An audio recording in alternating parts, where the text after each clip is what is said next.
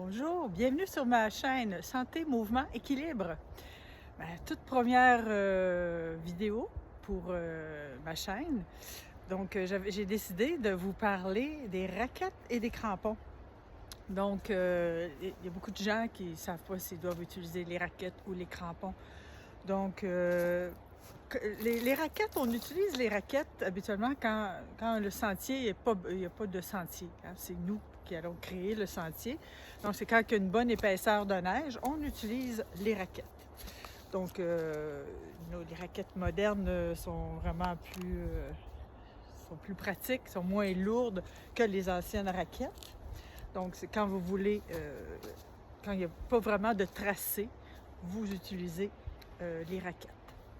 Et les crampons. Bon, il y a différentes sortes de crampons. Il y a des crampons comme ça avec des chaînes et des crampons aussi. Ça, c'est mes nouveaux crampons. C'est ça, je voulais vous parler beaucoup aussi des crampons parce que qu'est-ce qui arrive, les crampons avec les chaînes, souvent, même si on fait attention, on les rince après usage et tout ça, les mailles finissent par s'ouvrir ou se casser. Fait que ceux-là, ça faisait déjà un bon moment que je les avais, puis ils ont décidé qu'ils me lâchaient. Je les ai réparés, j'ai fermé les mailles qui étaient ouvertes, je les ai fermées, mais même à ça, là, à un moment donné, ça nous lâche. Puis quand ça lâche, puis vous êtes en randonnée, c'est vraiment pas agréable. Donc, les crampons, c'est vraiment pour les sentiers qui sont déjà tous tapés, là, des sentiers où il y a beaucoup de gens qui vont, puis que vous n'avez pas nécessairement besoin de raquettes. Des fois, on a besoin des deux. Des fois, on commence avec les crampons, ça m'est déjà arrivé. On commence avec les crampons parce que c'est déjà tracé, puis des fois, quand on monte, on va à un endroit où ça monte, des fois en hauteur, il peut se mettre à neiger, puis il y a moins de gens qui y vont, le tracé il est vraiment pas fait. Bien là, on peut sortir nos raquettes. Des fois, c'est le fun d'avoir les deux à portée de main. On peut accrocher nos raquettes après notre sac à dos.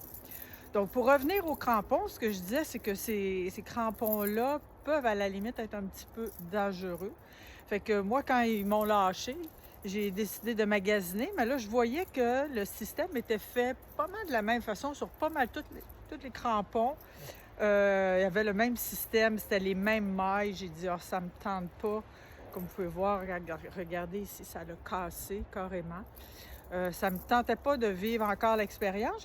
J'ai décidé de changer complètement de sorte de crampons. J'ai découvert ces crampons-là qui sont... le design est fait au Canada et puis ils sont faits en Corée finalement, mais je les trouve vraiment intéressants parce que en plus, ils sont légers. C'est des crampons que vous pouvez mettre pour courir, pour si vous avez des espadrilles. Puis moi, ça donne bien là, et le fit, comme on dit, est bon pour les espadrilles et pour les bottes de randonnée.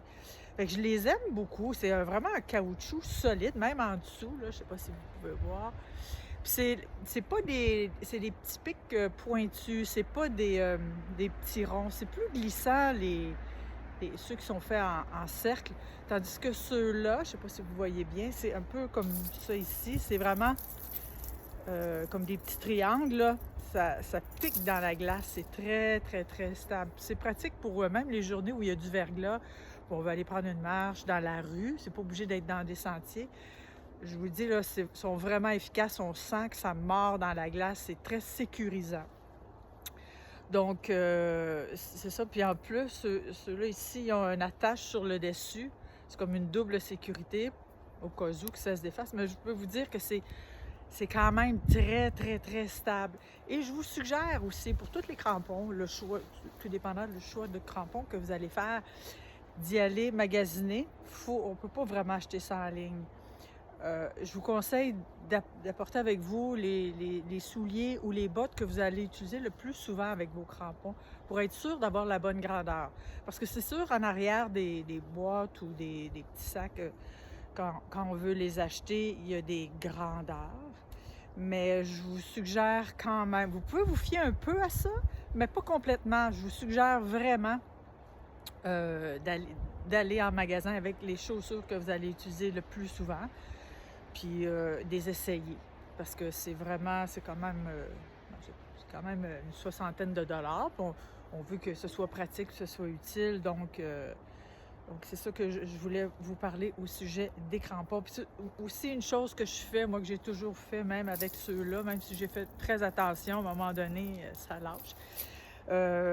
Mais je les rince toujours. Je les rince toujours à l'eau claire, là, puis je les fais sécher avant de les serrer, de les ranger, parce que ça aide à la durabilité. Parce que même si c'est en caoutchouc, le calcium, des fois, marche dans des endroits, des rues ou des endroits où il y a du calcium.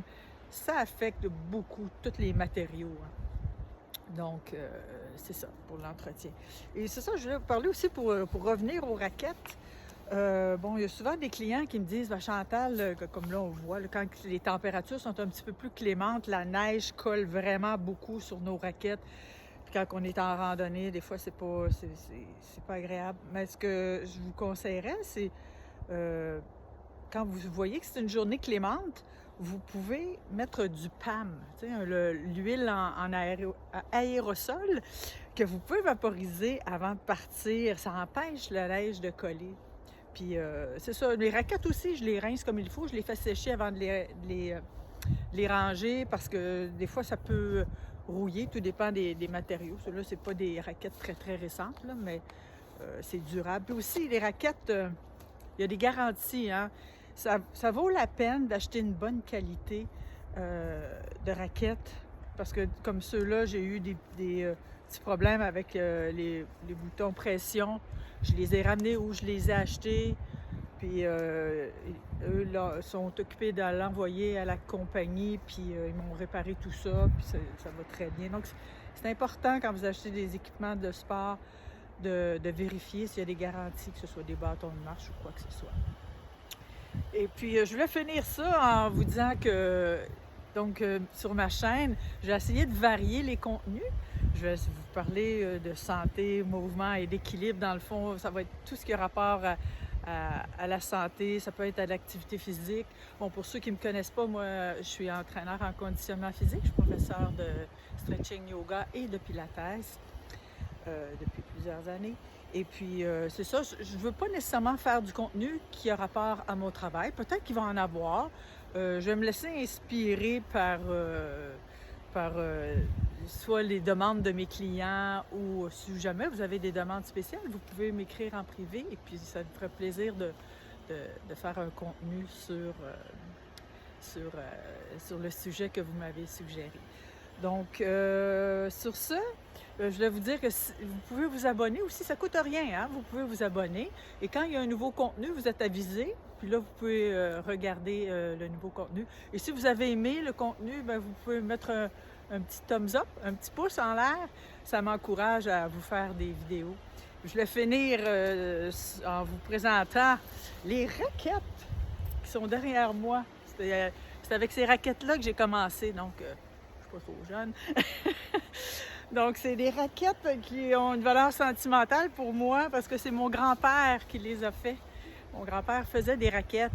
Il était quand même très, très habile. Fait que c'est un beau souvenir de mon grand-père. Donc, je vous laisse là-dessus, et je vous souhaite